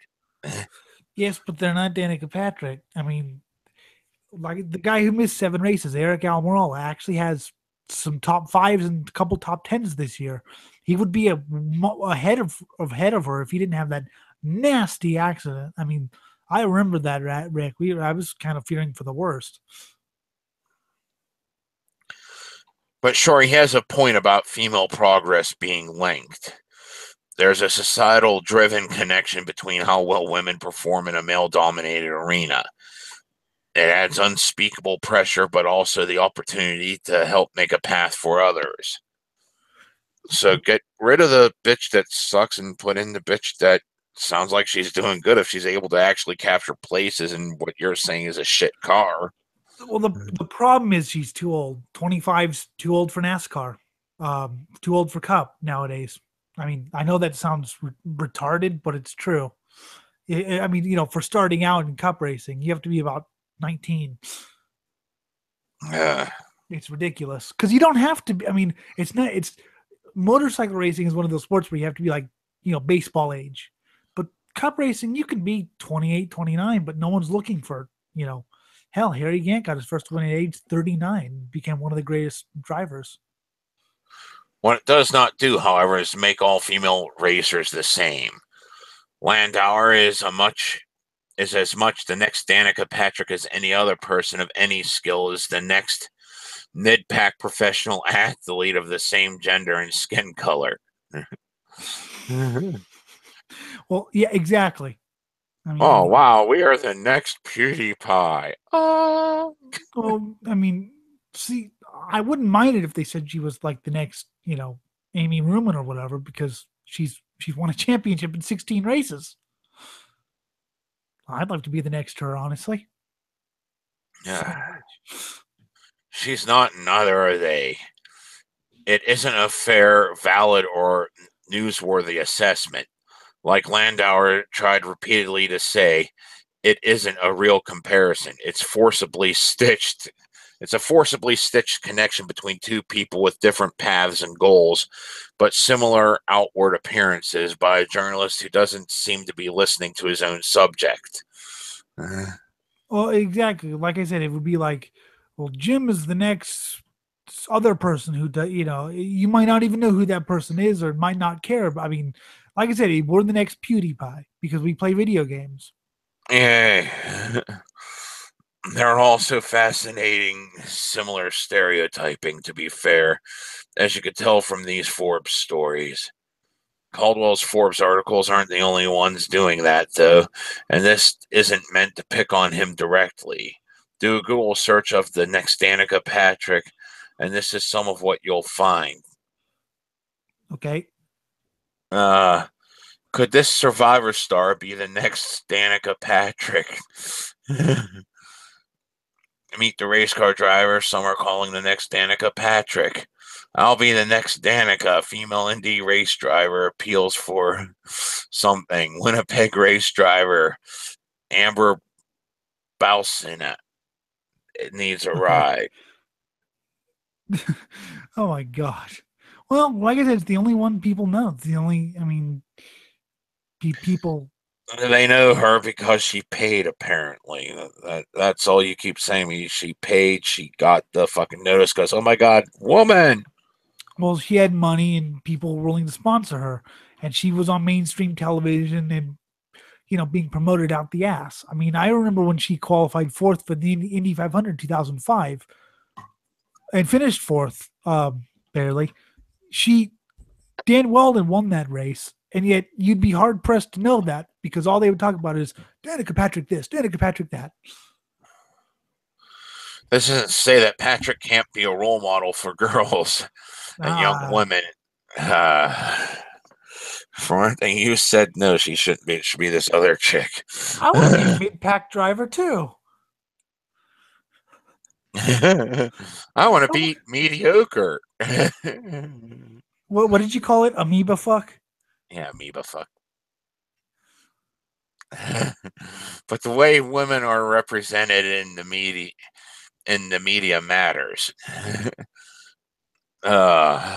Women need to see that it is possible for them to achieve as themselves and write their own stories, not just becoming the next someone. Well, that's why I support, like I said, people like Christina Nielsen. I mean, she doesn't know, she's only won 2 races, but I swear she finds a way to get on the podium, at least.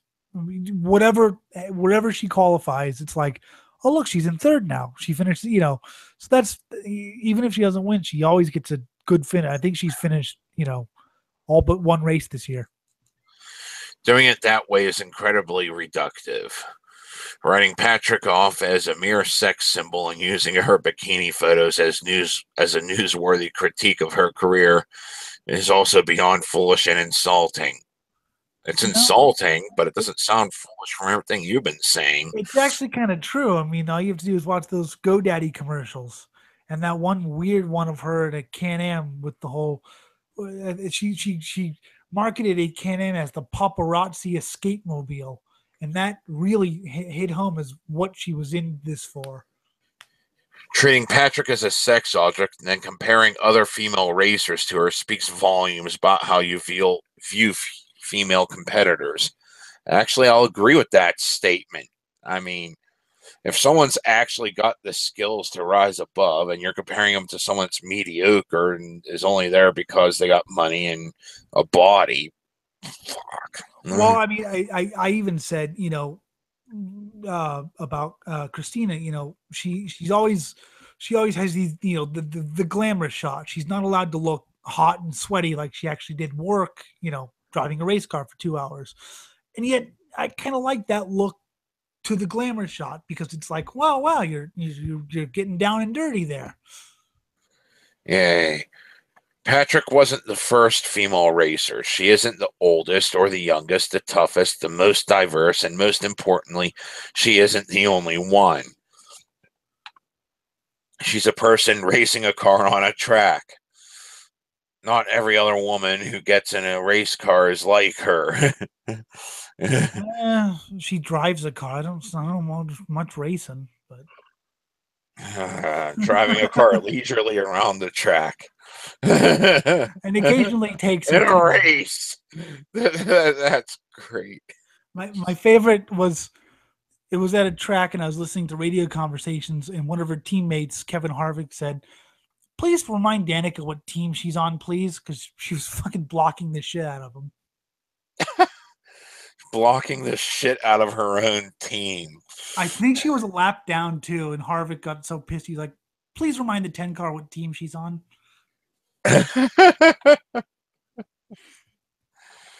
Oh, right. I should let them pass. Because I'm out of it completely. Yeah.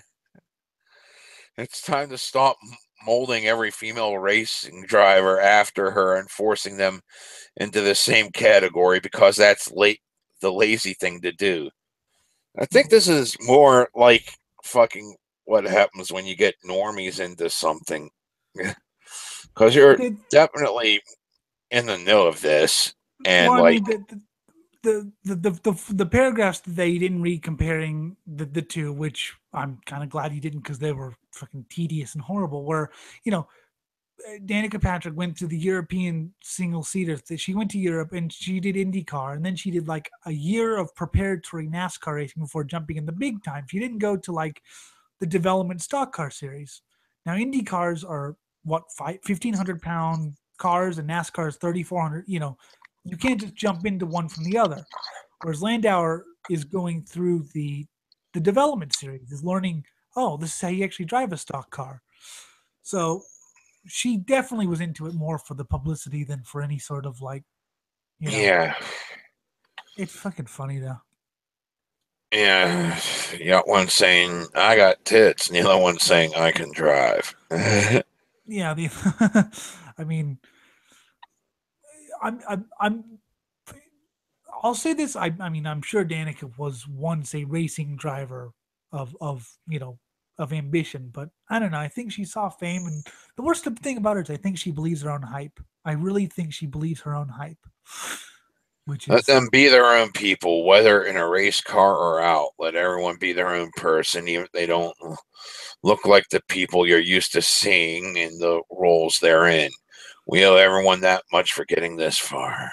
sports car racing has never had this problem, primarily because it's not as big, and they've had a lot of successful women drivers, Lynn St. James, Melanie Snow, who have won races before. So seeing a female driver win races is not like a revelation. It's just like, drag racing too. I think NHRA has had over 100 wins by a woman, driver of various. So it's not like they're not treated as this anomaly. They're just one of the drivers. You know, that's why I like the sport. Whereas NASCAR, it's you know, it's played for laughs if it's not played at all. Oh look, the woman's gonna drive a stock car, Yay. and comparing the like I said, because we play video games, we're the next PewDiePie according to this logic. Yeah, pretty much. I don't want to be PewDiePie. I don't know either. We could even mark it as the Chihuahua eating PewDiePie as PewDiePie gets made into a pie. We should make a game where,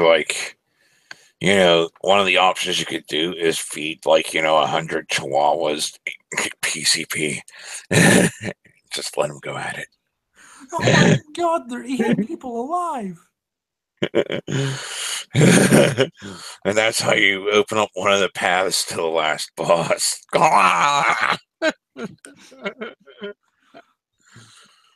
In case you're wondering, people, we're insane. Yeah, but I think that's about it for this episode. I do too. It's been fun. This has been the Swine Brothers Show, episode 131 for November 11th, 2017. You can still email us at cosmicgodsdie@gmail.com. Twitter's SwineBros666, and Facebook is Swine Brothers. For the Jim, the newsreader and kind of voice on the show, the voice of reason, I'm still your host, Elliot, and we'll see you next time. I kept on thinking about the cover of Hello Waits. It fitted my predicament perfectly.